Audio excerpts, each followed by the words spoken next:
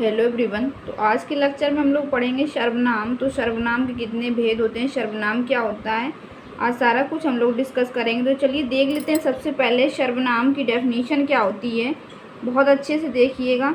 सर्वनाम शब्द सर्व प्लस नाम से मिलकर बना है। सर्व का अर्थ होता है शब्द और नाम का अर्थ होता है संज्ञा, अर्थात वे शब्द जो सभी संख्याओं के बदले पूर्वापर संबंध के साथ प्रयुक्त होते हैं सर्वनाम कहलाते हैं।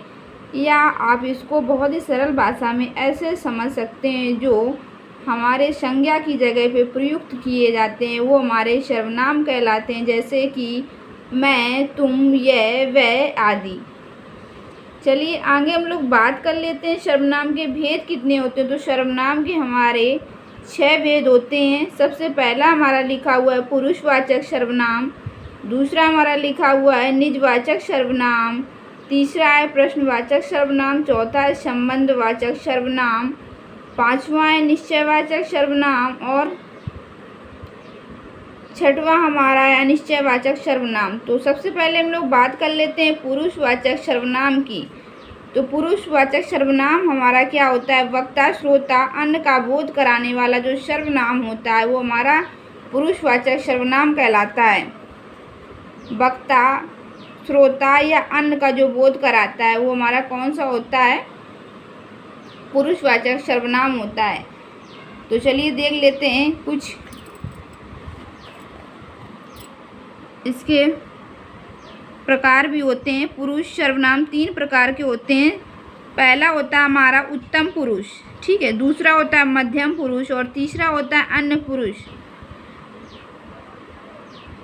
तो इसके लिए हम एक लाइन में ऐसे बोल सकते हैं मैं, जिसमें खुद के मैं के बारे में बात की जाए, मैं उत्तम, तू मध्यम, बाकी सब जो आएंगे वो किसमें आते हैं, प्रथम में। तो आप इस तरीके से इसको बहुत आसानी से याद कर सकते हैं। तो उत्तम पुरुष में आते हैं जैसे मैं और हम, मध्यम पुरुष में तू, तुम, आप, अन्य पुरुष में यह, वह, ये, वे आदि, बाकी के जो जितने भी होते हैं वो अन्य पुरुष में आ जाएंगे।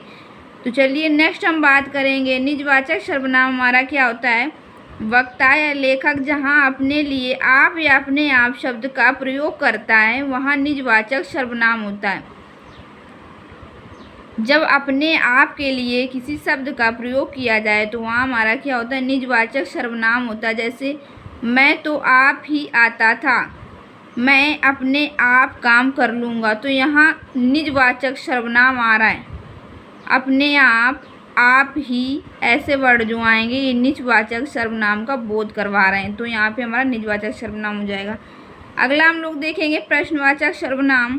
प्रश्न पूछने के लिए जिन सर्वनाम शब्दों का प्रयोग किया जाता है उन्हें प्रश्नवाचक सर्वनाम कहते हैं। जैसे कौन शोर कर रहा है, तो कौन यहाँ पे हमारा प्रश्नवाचक सर्वनाम।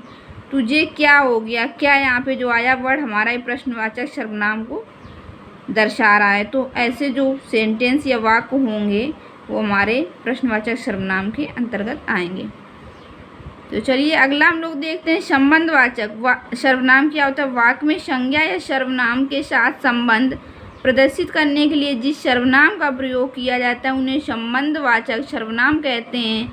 जैसे कि संबंध जब किन्हीं दो लोगों में या दो चीज़ों में किसी में भी संबंध जहाँ पे दिखाया जाए वहाँ पे संबंधवाचक सर्वनाम। जैसे जो देता है सो लेता है, जो देता है सो लेता है, तो यहाँ पे संबंधवाचक सर्वनाम दिखाई दे रहा है। जिसकी लाठी उसकी भैंस, उसकी भैंस लिखा हुआ ये, जिसकी लाठी उसकी भैंस। तो आप लोग समझ सकते हैं संबंधवाचक सर्वनाम क्या होता है। संज्ञा या सर्वनाम के साथ जो संबंध प्रदर्शित करें वही हमारा संबंधवाचक सर्वनाम होता है। अगला हम लोग देखेंगे निश्चयवाचक सर्वनाम। जिन सर्वनाम शब्दों से किसी निश्चित वस्तु का बोध होता है उन्हें निश्चयवाचक सर्वनाम कहते हैं। जैसे यह, वह, ये, वे निश्चयवाचक सर्वनाम। ये उपयोगी साधन है जिससे किसी निश्चित वस्तु का बोध होता है, तो ये उपयोगी साधन है। तो ये निश्चित रूप से बता रहा है कि कैसा साधन, उपयोगी साधन। वे अच्छे लोग नहीं हैं। तो ये हमारे जो ऐसे वाक्य होंगे वो किसके अंतर्गत आएंगे, निश्चयवाचक सर्वनाम के अंतर्गत।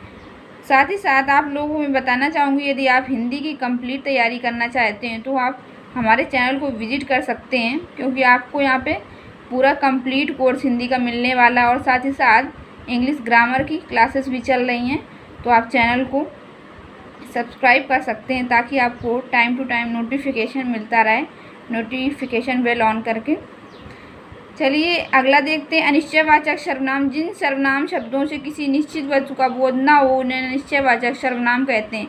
जहाँ पे कुछ निश्चित ना हो रहा हो तो हमारा किस में आएगा, अनिश्चयवाचक सर्वनाम। जैसे कोई आ रहा है तो यहाँ पे कोई क्या है, हमारा अनिश्चयवाचक सर्वनाम होगा, क्योंकि यहाँ पे किसी निश्चित चीज़ या निश्चित व्यक्ति का बोध नहीं किया जा रहा है। यहाँ पे कोई, तो कोई में तो कोई भी आ जाएगा।